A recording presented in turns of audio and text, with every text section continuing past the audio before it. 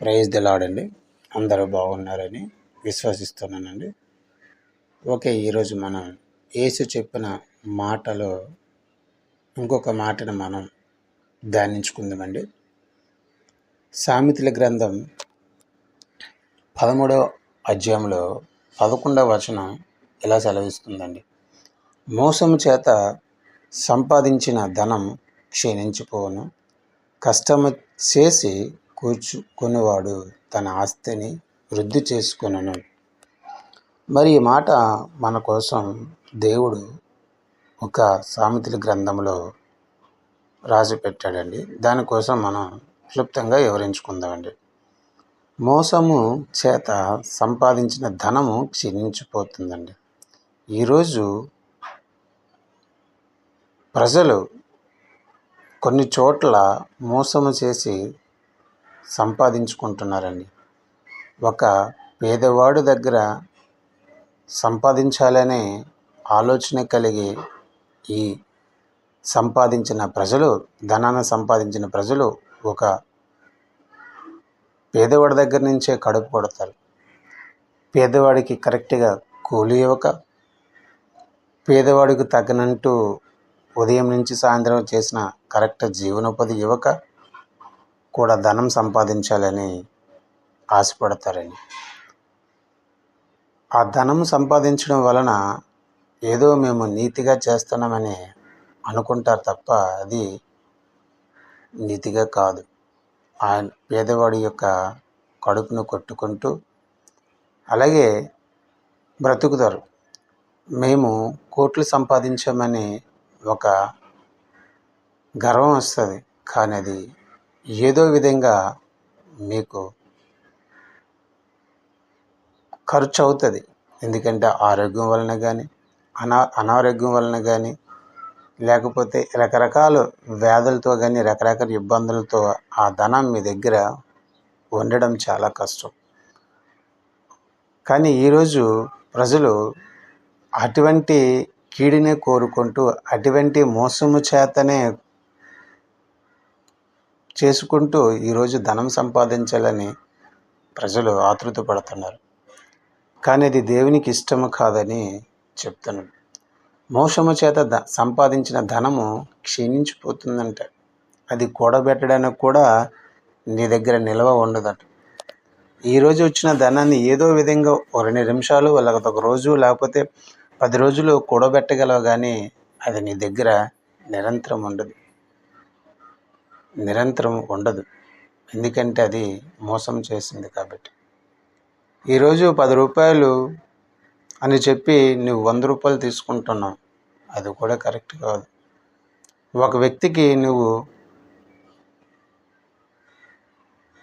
Gulf దేశం పంపించాలంటే minimum ఒక 10,000 దగ్గర ఉంటే దానికి ఒక 2,000 3,000 వేసుకొని నువ్వు పంపాలి. కానీ 30,000 40,000 తీసుకొని నువ్వు మోసం చేసి ఆ కడుపును కొడుతున్నావు. అది ఎవరి కడుపు? పేదవాడి కడుపే. అయ్యో, నేను కష్టపడడానికి నేను బయట దేశాలకు వెళ్ళాలనుకుంటే నా దగ్గర నుంచి తీసుకుంది వసూలు ఎంత? అది నీ దగ్గర ఏమైనా మిగులుతుందా? మిగలదు. అది కూడా అన్యాయమే.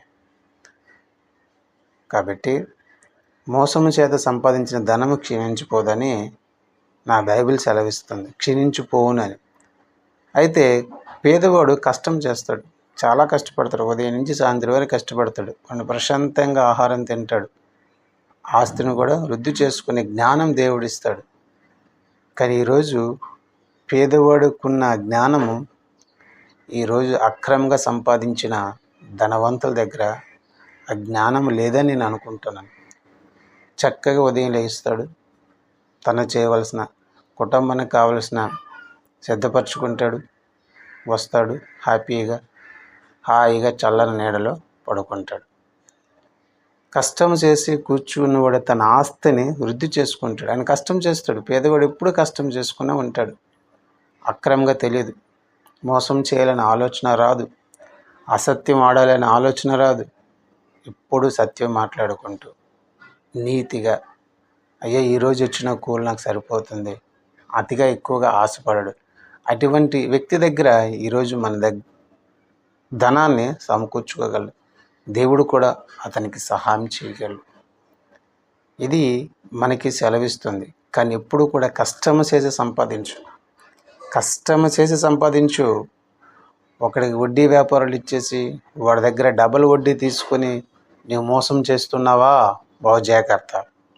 కష్టం చేయి, కష్టపడు, చెమట తీ, సంపాదించు. అది నీ పిల్లలకి ఉపయోగపడుతుంది, అది నీకు ఉపయోగపడుతుంది. నీ కష్టానికి తగ్గట్టు ప్రతిఫలం దేవుడు నీకు అనుగ్రహిస్తాడు. అంతేగాని మేము ఫైనాన్స్లో కట్టుకొని ఫైనాన్స్లు ఇచ్చి మేము ఒక వ్యక్తి కట్టలేదని చెప్పి దాన్ని చక్కెర వడ్లు వేసి మోసం చేస్తున్నావా? బాగు జాగ్రత్త. నీ ధనము నీ దగ్గరతోనే క్షీణించిపోతుంది అని దేవుడు సెలవిస్తున్నాడు.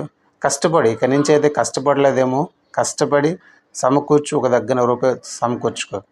కానీ అక్రమంగా కేసులు పెట్టి, అక్రమంగా తగాదులు చేసి, అక్రమంగా గొడవల మధ్యలోకి వెళ్ళి నాకిస్తే నీకు న్యాయం చేస్తాను అనే ఆలోచన, మోసకరమైన ఆలోచనలు కలిగి ఉన్న సోదరుడి సోదరి బహుజాగ్రత్త. ఎందుకంటే ఇది దేవుని మాట, ఇది దేవుని మాట. మోసం చేసి సంపాదించావా, నీకు మరికొద్ది రోజుల్లో నీ ధనం నీ దగ్గర నుంచి పోయి నువ్వు పేదవాడిగా మారక మునిపే కష్టం చేసి అనారోగ్యంగా మారక మునిపే కష్టం చేసి సంపాదించుకొని వృద్ధి చేయి. జ్ఞానం అడుగు, దేవుని దగ్గర నీకు ఇస్తాడు. అంతేగాని మోసం చేసే జ్ఞానం, మోసం ఎలా చేయలేని ఆలోచన కలిగే జ్ఞానం వద్దు. అది నీకు ఇష్టం లేదని దేవుడు సెలవిస్తున్నాడు. జ్ఞానం కావాలంటే దేవుడిని అడగమన్నాడు, కానీ అడుగు. తెలివి కావాలని దేవుడిని అడగమన్నాడు, అడుగు, ఇస్తాడు. ఎందుకంటే ఆయన మనిషి, నువ్వు కేవలం ఆయన మనిషి, ఆయన చేతులతో నిర్మించిన భూమిదికి పంపే మనిషివి. కాబట్టి నీకు ఏమి కావాలని నీకు తెలుసు. కానీ మోసము చేయకు సోదరి సోదరి, దయచేసి మోసము చేయకు. కష్టపడు, పని చేయి, సంపాదించుకో, వృద్ధి చేసుకో, జ్ఞానం ఇస్తాడు దేవుడు.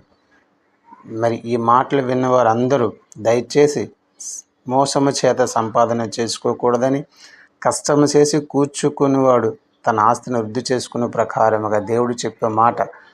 ఆస్తిని వృద్ధి చేసుకోవాలనుకుంటే కష్టపడి భూమి మీద నువ్వు బ్రతకడానికి ప్రయత్నించేయి.